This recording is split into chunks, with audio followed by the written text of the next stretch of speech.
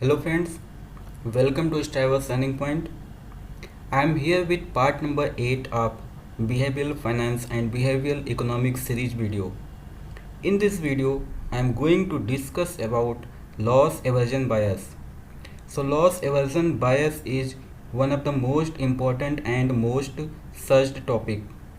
It has practical implications more than any other bias in behavioral finance and behavioral economic. So video may be quite lengthy because I want to discuss about loss aversion bias from scratch to advance in one go only. Please watch video till end. I would urge you to please watch previous videos of this series. Links are given in the description box. So you have seen the learning objective on the screen. Let's discuss one by one. What is loss aversion bias? So loss aversion bias was developed around 1979 by Nobel Prize winner Daniel Kahneman and Amos. It is a part of prospect theory. Loss aversion bias is an emotional bias. I have explained in part number 4 of this behavioral finance and behavioral economics series video that bias are two types, that is cognitive bias and emotional bias. Please watch part number 4 for more clarity. Links of video are given in the description box. So in loss aversion, people generally feel a strong impulse to avoid losses than gains. What it means that people carry losses more than gains. I have to borrow one phrase from Ralph Waldo Emerson. Win as if you were used to it. Lose if you enjoyed it for a charge. So we will discuss further every point and it will be proved that this phrase is applicable for loss aversion bias. For example, if you invested in a stock and getting profit of 5%, you will sell it and you will realize the profit. But if the stock trend goes against your analysis and it goes down 10%, there is a higher probability that you will not sell it. Loss aversion causes investors to hold losing investment too long. Investors hold losing investment in hope that they get back what they lost. This behavior shows negative consequences. By this, stock may go down, down and more down. Ultimately, what happens? The portfolio shows depressed returns. Loss aversion has two-fold behavior. The first behavior is hold losers too long. What I explained this behavior till now. And second behavior is about selling winners too early. Now you ask me why investors sell too early. People sell too early in the fear that their profit will evaporate unless they sell. And this behavior limits the upside potential of a portfolio. This can lead to much trading, which has obvious too much financial transaction cost and charges. These charges can lower the overall return. Till now, what I explained and you understood. What if investor avoid loss aversion? What can be the apparent benefit? The first benefit is that investor can eliminate risk of portfolio. If they sell losing investment, they can move for the better investment. They can go for the alternative investment also, or simply they can stay with cash which has a zero risk. Second benefit is that investor can maintain portfolio balance. Due to loss aversion, many investment in greater value which create a unbalanced portfolio. So now we will discuss about the technical description of loss aversion bias. We can present loss aversion bias technically by the value function. We have a value function. Loss aversion has the utility like S-shaped. This is the S-shaped and this is the utility of loss aversion. When a shaped curve passes by this value function, this is a value function, and this S shaped is the utility. When the S shaped crosses by the utility value function, it is called a reference point, which is point A. This is the point A, this is the reference point. In the value function, this area shows positive value, that is profit and gains, which is above the reference point, that is point A, above the reference point.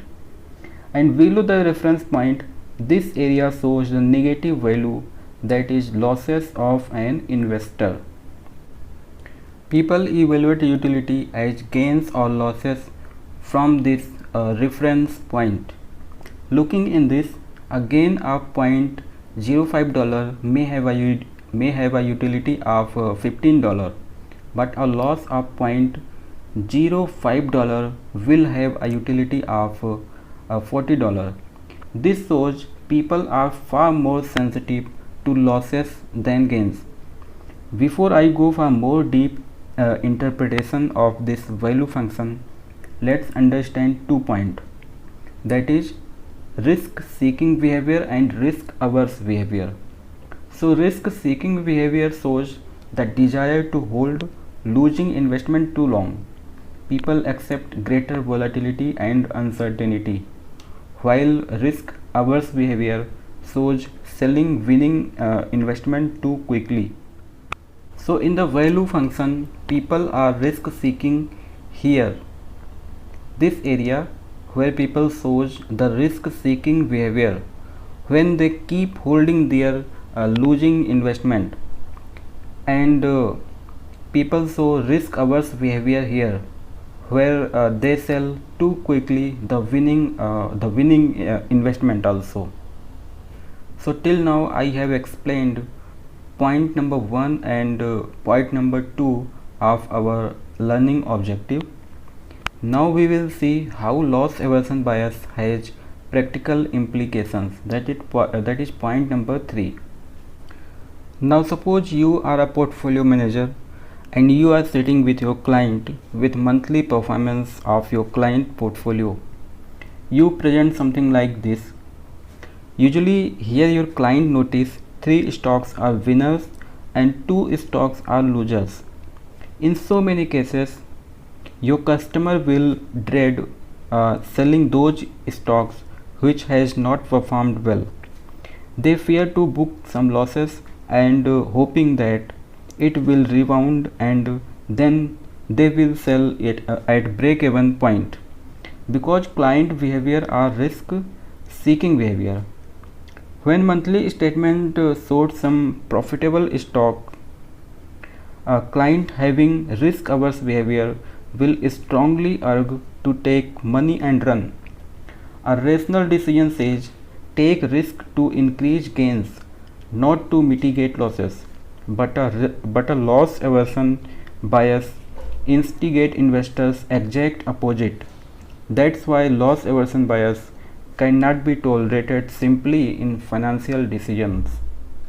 Now I will ask some questions that are framed to detect how much you are biased in loss aversion as per your responses.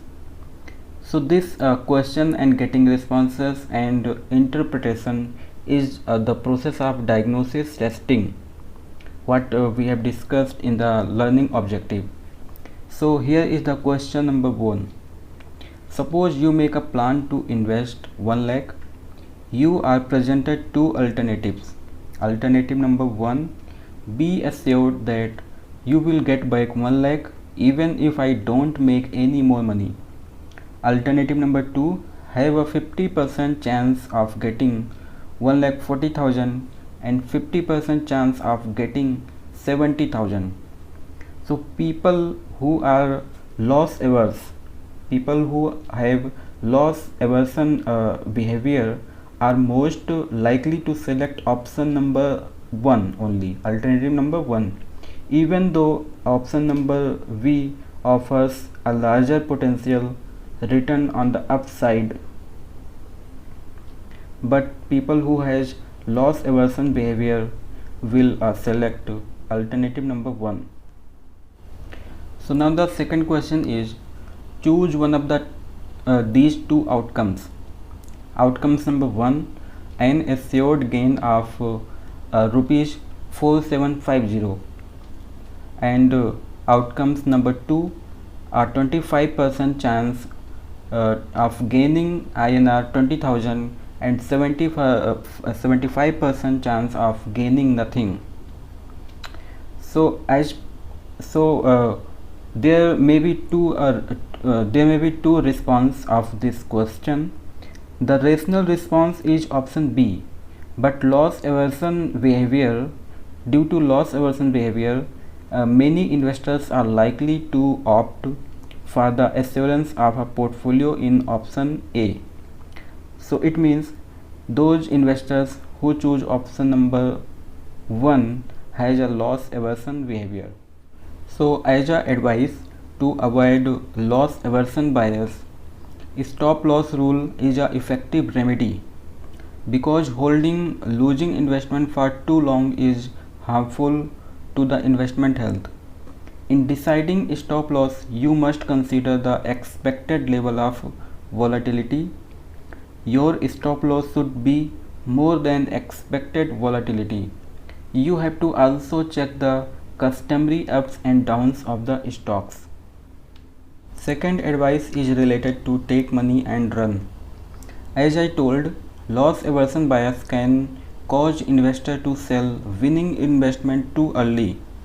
This behavior limits the upside potential of a portfolio and can lead to overtrading. The third advice is related to taking on excessive risk. Sometimes investors know that business of companies stock they are holding is in trouble. Investors should have learning some factors like risk profile, standard deviation, credit rating, buy, sell and hold rating. Investors should consider these factors in decision making so that right decision can be made. So this was all about loss aversion bias. I hope I was able to explain it clearly and simply.